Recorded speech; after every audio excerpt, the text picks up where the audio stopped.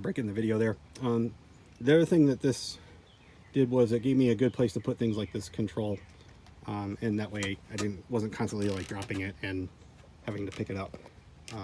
So there's a piece of Velcro that goes all the way around the arm. That way when I slap this on, it's not particularly tight, but I don't have to fumble with it. It'll hold it in place until I can get this Velcro tie around it.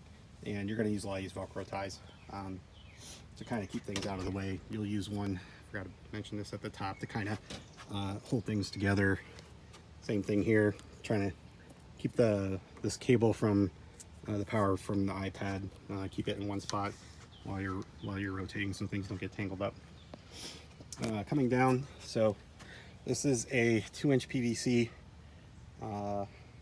male screw coupling, and then it's glued to the top of this tripod. At the beginning of the season, when I glued this in, I used a quick setting epoxy, and I was kind of working under the assumption that this was plastic and this was PVC, and that seemed like the good option. It worked most of the season, and then eventually it just the joint failed, and when it failed, like I had like an actual it was almost like a gasket. So I mean, it really didn't stick that well. Get any kind of like, especially when I started panning or swiveling the whole setup instead of just swiveling the remote pan tilt head. This is it's called E6000.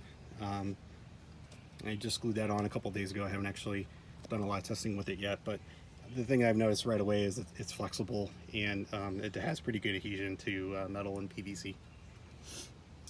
Continuing kind of down, so for the iPad, this is basically I think this is a 30,000 millihour amp cell.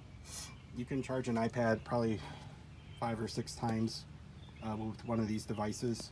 So if you're on a tournament or something and you've got multiple days and you just don't want to screw around with having to charge things when you're staying overnight or whatever, it's a pretty good solution. You just charge it once before you leave for the weekend or however long you're going to be gone, and chances are you won't have to worry about iPad power till the next event that you go to. Same thing, there's Velcro that holds this thing on behind this, so I just slap it on here, and then I can take one of these Velcro ties and just kind of lock it down.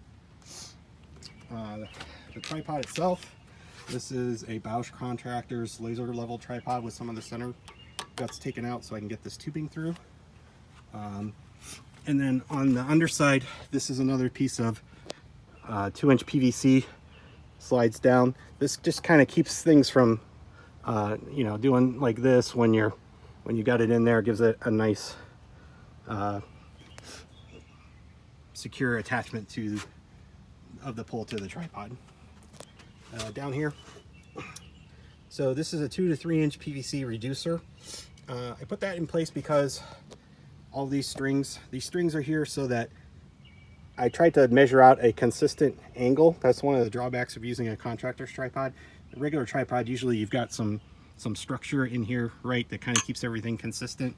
You don't really have that, at least I've seen on like a generic contractor's tripod. So if you want something that quickly gets you to a consistent angle, what I did was I cut a piece of paracord, I tied it into the guts of the contractor's tripod, and then I used this 3-inch coupling because the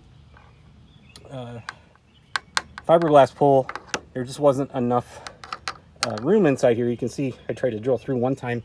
There just wasn't enough room to actually get the paracord in here, so that'll give you an idea of actually it is a pretty good setup. There's not a lot of wiggle room in there, so the 3-inch part gave me enough to drill through and kind of loop these things through.